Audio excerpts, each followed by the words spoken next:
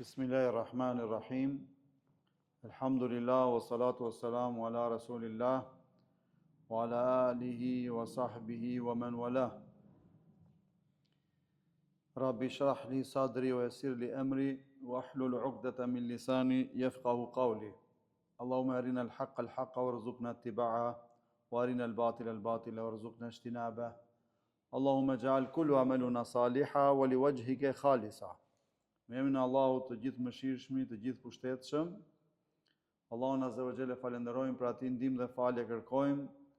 Salavatet dhe selamit i dërgojmë mbi më të mirin e krijesave, Muhammedin alayhi salatu wassalam, mbi ehli bejtin, familjen e tij të nderuar, mbi shokët e tij të ndershëm dhe besnik, dhe mbar ata njerëz që e pasuan, e pasojnë dhe ta pasojnë ata deri në ditën e gjykimit. Allahun azza wa jalla lus që ta tregoj hakun ashtu siç është e vërtetë, ta njohim atë dhe të ecim në gjurmët e saj dhe të punojmë me të, dhe Allahun azza wa jalla lusim na i tregoj ato që na bëjnë dëm dhe na devijojnë dhe të largohemi atyre. Të nderuar vëllezër dhe motra, asalamu alaykum wa rahmatullahi wa barakatuh. Paqet, begatit dhe bekimet e Allahut xhelle xhelalu qofshin mbi ju. Elhamdulillah, falenderojmë përsëri Zotin i cili na mundsoi të mblidhemi sot në këtë shtëpi prej shtëpive të Allahut. Elhamdulillah, mirësia është prej Zotit, se pa dëshirën dhe nimetin e Zotit asgjë nuk ndodh. Dhe elhamdulillah do vazhdojmë me ciklin e ligjëratave që kemi lënë tek fragmente në ajete e sahabëve, ku jemi ndalur tek 10 të përgëzuarit me xhenet, ku ka ngelur edhe pak prej tyre.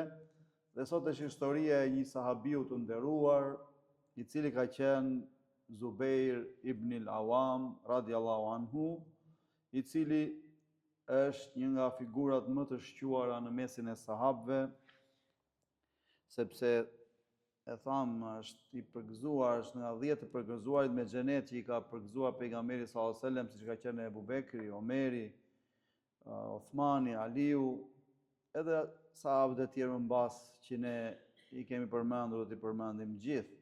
Përveç asaj, ai është figurë e shquar në mesin e sahabëve, sepse është nga 6 të përzgjedhurit e shuras, këshillit, që caktoi Omeri radiallahu anhu para vdekjes. Pra i caktoi 6 sahabë të nderuar që ta zgjidhin khalifin mbas Omerit. Pra prej atyre 6-ve është edhe Zubair ibn al-Awam. Zoti qoftë i kënaqur me të. Dhe nga pozita dhe rëndësia që ka ai vjen direkt pas 4 khalifëve, pas Ebu Bekrit, Omerit, Uthmanit dhe Aliut. Transmetohet se ai ka qenë burr i gjatë dhe kur i jepte kalit, thuaj që i kapnin këmbët në tokë. E ka pas mjekën e rrallë, nuk është se ka transmetuar shumë hadithe, vetëm 2 hadithe që i ka transmetuar Zubair ibn Awami janë muttafikun alayhi, që do të thotë gjenden edhe te Buhari dhe te Muslimi, pra muttafikun alayhi. Po cila është arsyeja pse ky sahabi nderuar nuk ka transmetuar shumë hadithe? Transmetohet nga djali i tij, Abdullahi i biri Zubairit, të cilin e ka vrarë Haxhaxhi më mbas. Ka qenë një prirë zullumqar, Haxhaxhi ibn Yusuf al-Thaqafi. Dhe ky i biri i Zubairit tregon që e kam pyetur babain tim, i thash: "O baba im, pse nuk po na transmeton shumë nga pejgamberi sallallahu alaihi wasallam, duke ditur që ti si e ndar fare aty?" Dhe Zubairi ashtu tha: "Unë nuk jam ndar nga Muhamedi sallallahu alaihi wasallam. Sa jam udhëzuar e deri sa pejgamberi Zotit sallallahu alaihi wasallam është ndar nga kjo botë, unë nuk jam ndar nga ati." Na ai thot: "Por se unë kam dëgjuar një fjalë prej tij dhe më ka ngelur vath në vesh dhe këtu në mendje që nuk do harroj kurrë." Dhe tha: "Kam dëgjuar të dërguarin Allahu sallallahu alaihi wasallam, i cili ka thënë: Men kadhaba alayhi mutaammidan falyatabawa maq'aduhu minan nar." Që do të thotë, kush, ka thënë i dërguari i Zotit, kush gënjen ose kush e thot një fjalë gënjeshtër ka shimeje, si kur e kam thënë unë. Ai njeri ka thënë pejgamberi i Zotit, le ta përgatisi një ulse, një vend në zjarr të xhenemit. Allahu na ruaj. Pra ky hadith e ka friksuar Zubeir ibn Awamin, prandaj nuk ka transmetuar shumë hadithe se ka pasur frikë kur ai ka qenë nga 10 të përgëzuarit me xhenet, subhanallahu, çfarë rëndësie e jepte. Sot ne dëgjojmë lloj-lloj hadithe të shpikura që i kanë shpikur shiat, armiqtë e Islamit, hadithe që s'kan dalë nga goja e pejgamberit sallallahu alajhi wasallam. Pra shpifje dhe shifeni si tha Zuberi, tha, kjo është arsyeja që unë nuk kam transmetuar shumë hadithe. Zuberi radiallahu anhu ka qenë shumë i afërt me pejgamberin sallallahu alajhi wasallam. E para e ka pas djalin e dajës, sepse Zuberi ka qenë i biri i Safijes. Safia ishte halla e pejgamberit sallallahu alajhi wasallam dhe ishte vajza e Abdul Mutalibit, gjyshit pejgamberit sallallahu alajhi wasallam, e cila u konvertua në Islam pasi emigroi deri në Medines. Kur emigroi deri në Medines pasi u vradhe Hamzai, dëxhai pejgamberit sallallahu alajhi wasallam në Uhud. Ndërsa Xhaxha, Zuberi ka pasur burrin e gruas pejgamberit sallallahu alajhi wasallam, të Khatijes, radiallahu anha. Dhe e ka pasur edhe baxhanak pejgamberin sallallahu alajhi wasallam, sepse ka pasur për grua Esman, të bijen e Ebu Bekrit. Ka pasur shumë fëmijë, ka pasur 10 djem, dhe i ka emërtuar të gjithë fëmijët djemtë e tij, subhanallahu, me emrat e të gjithë sahabëve që kanë rënë shahid dëshmor. Ai shumë e donte fenë e Allahut, ai shumë i lidhur ishte me fenë e Allahut. Dhe ati i thoshin Ebu Abdullah, se tham Abdullah ishte djali i tij, pra Abdullah ibn Zubeiri, që më mbas në një kohë të shkurtër u bë dhe halif prisi besimtarve, e vrau Haxhaxhi atë që shtam. Po e thrisnin Ebu Abdullah. Ndërsa baba i vet ka vdekur herë kur ky ka qenë i vogël fare, i vogël. Dhe para ardhes së Islamit ka vdekur në luftën e Fuxharëve. Nuk e di, e keni dëgjuar luftën e Fuxharëve, është quajtur kështu sepse fiset arabe luftuan me njëri tjetrin në kohën kur ndaloi lufta. Prandaj është quajtur lufta e Fuxharëve. Sepse Fuxharëve nuk lejoi lufta, ishte haram të luftohen atë, po ata luftuan. Dhe vdiq babai i Zubeirit. Thuhet që është bërë musliman 8 vjeç. I vogël, 8 vjeç, me thirrjen e Ebu Bekrit. 8 vjeç. Dhe kur ai u bë musliman, prej asaj kohe, siç e tham, nuk ju nda pejgamberi sallallahu alajhi wasallam derisa i dërguar i Zotit sallallahu alajhi wasallam u nda nga kjo jetë.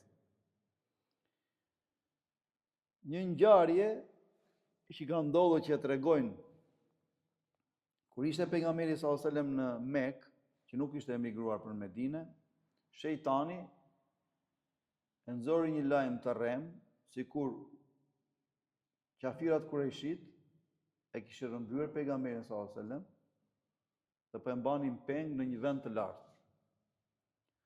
Zubeir ibn Awami radiallahu anhu atë kohë ishte 12 vjeç. E dëgjoi këtë lajm të rrem se u hap nëpër Mekë dhe e mori shpatën dhe u nis. Dhe ai është i pari në këtë umet që ka marrë shpatën në rrugt të Allahut. Zubeir ibn Awam radiallahu anhu.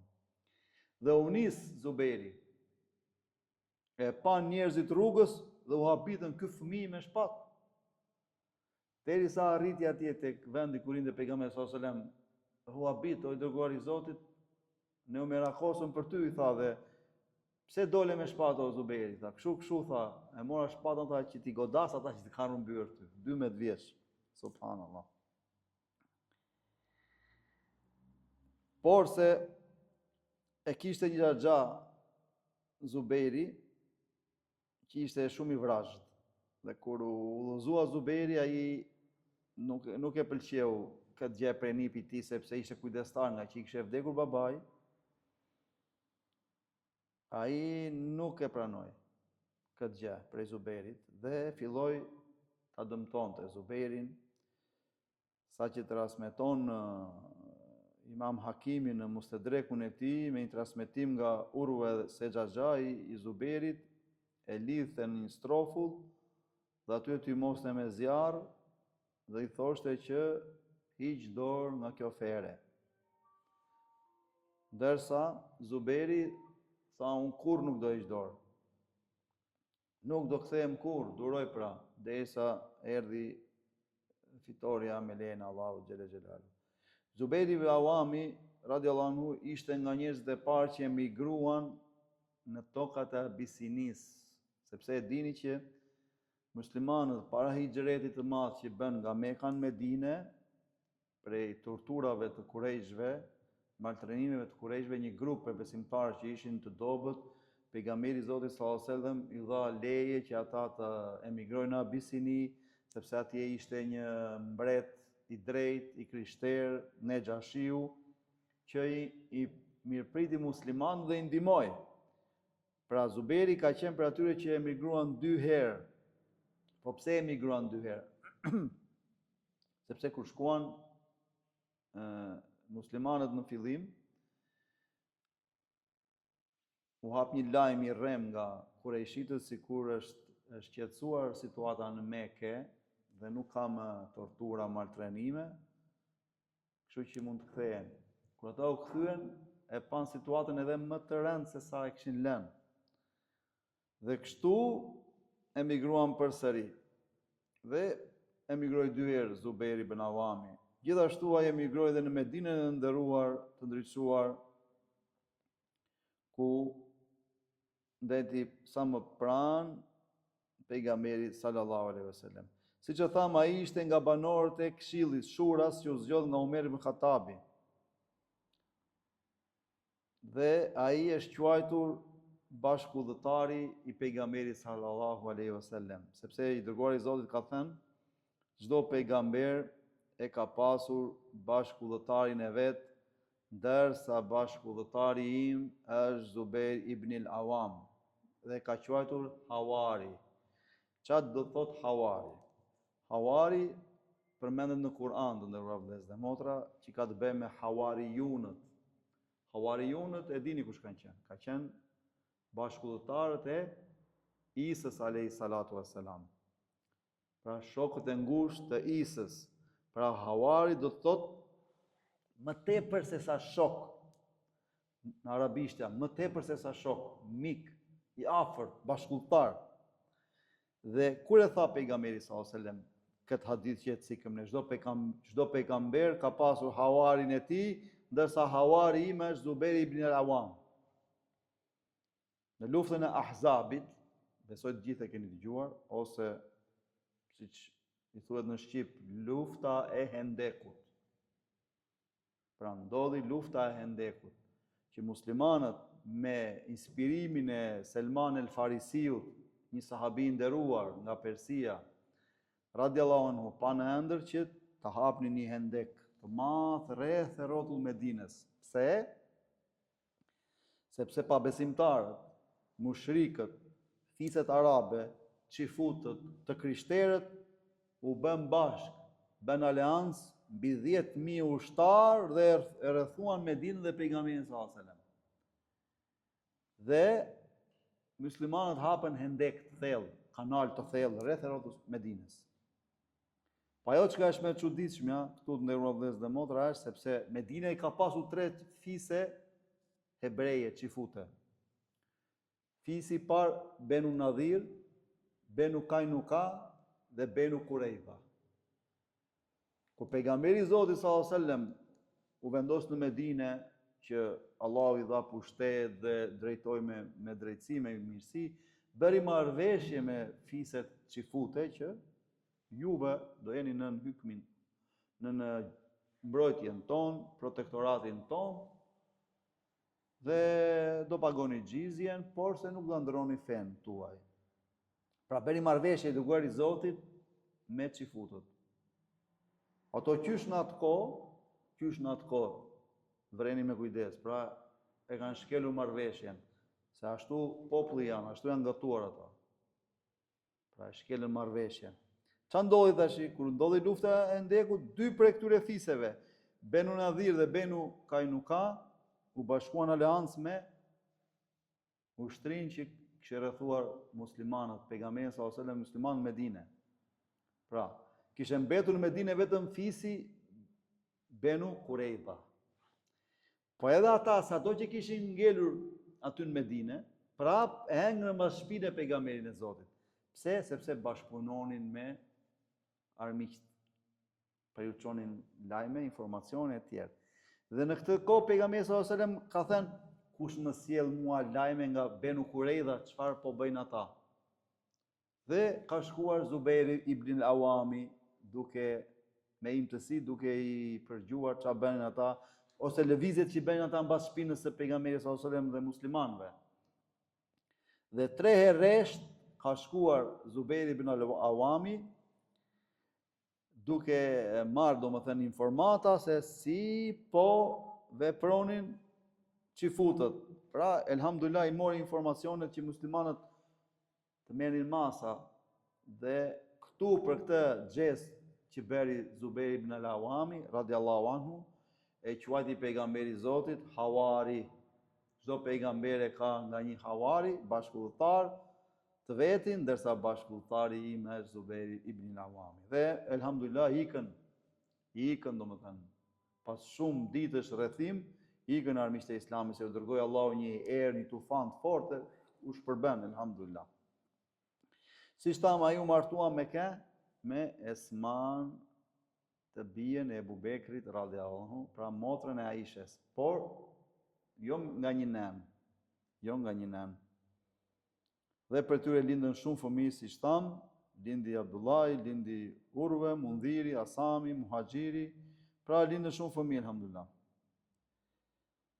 Zubejri ibn al-Awami ishte njeri shumë i dhënë pas fesë Allahut dhe nuk e kufizonte veten e vet te sakrifikimi çdo gjë në rrugt të Allahut. Sa që pasurinë e tij të gjithë që e posedonte, sepse ai ishte ndër më të pasurit, sepse kishte me mira njerëz që i paguanin atij qira. Ai çdo gjë që e merrte e shpenzonte në rrugt të Allahut, sa që i thoshin njerëzit, ç'a bën se u fundose, i harxove të gjitha.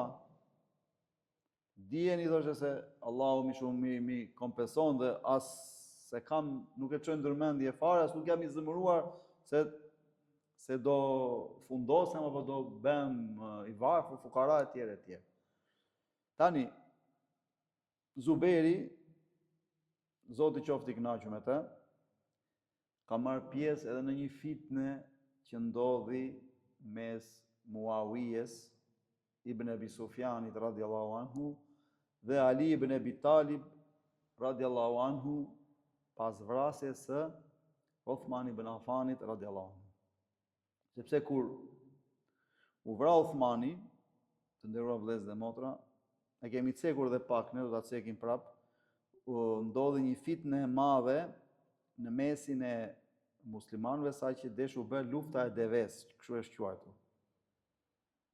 Pse? Sepse kur u vra Uthmani, ishte thyer dera e fitnes. Si e kuptojmë ne? U thyet dera e fitnes me vdekjen e kujt? Omar ibn Khattabit radhiyallahu anhu. Gjatë kohës që Omar ibn Khattabi radhiyallahu anhu ishte halif, nuk pati fitne të tilla në umetin islam. Sa po vdiq Omeri, që vrau ai Ebu Lulu el Mejasiu, Mejusiu, zjarputisti, e vrau pristin e besimtarve, u hap fitnja që s'do ndale deri në kiamet. Pra fitne në mesin e muslimanëve, sa dolën Khawarizët, dolën munafikët, ata të pakënaqurit për një diçka të vogël, duke dalë kundra prishtit besimtarve, dhe a ishin ata që e vran Uthman ibn Affanin radiallahu anhu, prisin e besimtarve dhe ëndrin e pejgamberit sallallahu alaihi wasallam, dhe gjetën kohën që ishte koha e haxhit, muslimanët kishin shkuar në haxh dhe Medinja ishte e bosh, se nuk i shkonte njëri mendje që do ta vrisin prisin e besimtarve në atë kohë, në kohën e haxhit e vran. Dhe pasi ndodhi kjo, Aisha radiallahu anha, Zubair ibn Awami, Muawiye ibn Abi Sufjan dhe një grup besimtarës kërkonin kategorikisht ekzekutimin e vrasësve të Uthmanit apo të gjykimin me drejtësi të atyre. Sepse Muawiya e donte shumë Uthmanin. Muawiya ka qenë sahabi i nderuar, ka pasur një ushtri që kishin frikë romakët, armiqtë e Islamit, të merroheshin nga ushtria e Muawiye ibn Abi Sufjanit radiallahu anhu. Dhe ne nderuar vëllezër musliman do të kemi patjetër mendim të mirë për gjithë sahabët. Jo të ndajemi siç dalin Rafidhit në konkluzione, shajnë Muawiyen, mbajnë anën e një pale, shajnë palën tjetër. Sahabët e pejgamberit sallallahu alajhi wasallam janë si drita, ka thënë i dërguari i Zotit. Prandaj ndiqini ata. Edhe ne do të kemi mendim të mirë për sahabët. Muawiu ka menduar se ka të drejtë tek ajo që ndërmori, sepse e donte shumë Uthmanin, ka pasur zili për fenë e Allahut dhe nuk mund ta imagjinonte dot që sa gjakprishur e kanë vrarë prisin e besimtarve dhe është mërzitur shumë kur e ka dëgjuar vrasjen e tij dhe është nisur për ndëshkimin e vrasëve të tij. Po ashtu edhe Aliu radiallahu anhu nga ana tjetër, ai ka pasur një vizion tjetër, ka pasur urtësi tjetër dhe shumica e dietarëve thonë që haku e drejta ka qenë me Aliun. Dhe arsyeja që u bë kjo fitnë të nderuar vëllezër, se ka pasur shumë dyfytyrsha, munafika, siç i kemi sot në ditët tona, pafund. Njerëz që fushin sherrin në mesin e muslimanëve për shembull. Vjen një hipokrit edhe në jetën e ka vetëm të fusi sherrin në mesin e muslimanëve, duke shpifur, duke thënë ne kështu. Edhe në atë kohë e njëjta gjë ishte. Dhe në atë grup doli domethënë Muawiya, Aisha, nëna besimtarëve dhe Zubair ibn Awami, që donin pajtim dhe ndëshkimin e vrasëve. Por se gjatë rrugës, kur nishën, Aisha radiallahu anhu, rrugës e kuptoi që kishte bërë gabim që ishte nisur. Pse? Sepse kur arriti në një zonë, ju kujtua hadithi pejgamberit sallallahu alajhi wasallam, i cili kishte thënë, njerë për një nga gratë e mia kur të dëgjoj të leurat e qenit në vendin Heweb. Dhe ky hadith ju kujtua Aishës, sepse kur gjatë rrugës kur dëgjoi të leurat e një qeni, pyeti ku ndodhemi këtu. Dhe i thanë, jemi në Heweb. Dhe aty shtangu Aisha, u ka tentuar që të kthehet mbrapa me ushtrin, por ishte shumë vonë dhe nuk mundi. Dhe pastaj u mbyll kjo, domethënë kjo mosmarrveshje, u mbyll mosmarrveshja në mesin e muslimanëve dhe u sqaruan domethënë Aliu me Muawiyen, ndërsa edhe Zubair ibn Awami u kthye, nuk i shkoi asaj deri në fund sepse e këshilloi Aliu radiallahu anhu në mënyrë të detajuar, e këshilloi që ai të tërhiqet dhe u tërheq Zubairi dhe u kthye për në Mekë, ndërkohë që ishte rrugës duke u falur.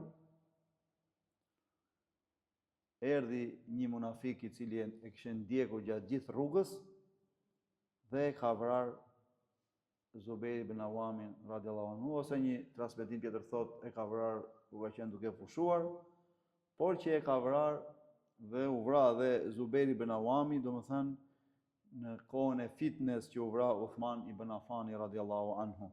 Por se Zubairi ka qenë burr i fortë, i fuqishëm, guximtar, sa që në kohën e Abu Bekrit radiallahu anhu, kur ishte ushtria muslimane shkoi për të çliruar Egjiptin me javë të tëra, ushtria muslimanëve nuk përparonte dot, dhe në kohë u nis Zubejri me guxim dhe u bë shkak që ju inkurajoi sahabët që ta marrin, ta hapin Egjiptin. Pra ky ishte Zubejri ibn Awami radiallahu anhu, Zoti qoftë i kënaqur me të, një nga 10 të përgëzuarit me xhenet, ishte kushëriri pejgamberit sallallahu alajhi wasallam, shoku i tij, havari, baxhanaku pejgamberit sallallahu alajhi wasallam, ishte i pari që doli në rrugt të Allahut në moshën më të vogël. Pra ata kanë qenë burra që nuk mund të imagjinosh dot burrinë e tyre me burrinë që ndodhet sot. Pra kanë qenë vërtet besimtarë devotshëm të sinqertë tek Zoti i Madh në fjalë në vepra. Prandaj Zoti qoftë i kënaqur me gjithë ata pejgamberë, me gjithë ata domethënë shokë të dërguarit të Allahut, edhe ne na bëft Allahu prej atyre që të ecim në hapat e tyre. Kjo ishte historia për sonte dhe inshallah ligjëratën e ardhshme do të flasim për një sahabi tjetër që është nga 10 përgëzuarit me xhenet. Elusën Allahun fuqi plot na bëj neve të ecim në rrugën e këtyre të ndershmeve, na bëj besimtarë të sinqertë devotshëm. Elusim Allahun të fusi vllazërinë, harmoninë, dashurinë në zemrat tona. Elusim Allahun të na ndihmojë në çdo hap të jetës tonë, të bëj ahiretin të dashur, xhenetin dhe mbanimin ton. Dhe elusë Allahun të ndihmojë vëllezërit dhe motrat tona në Palestinë dhe kudo që ndodhen.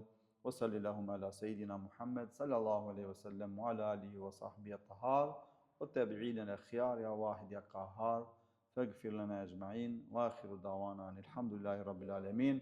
Lutja jonë e fundit është të gjitha falenderimet janë vetëm për Allahun, Zotin e botrave.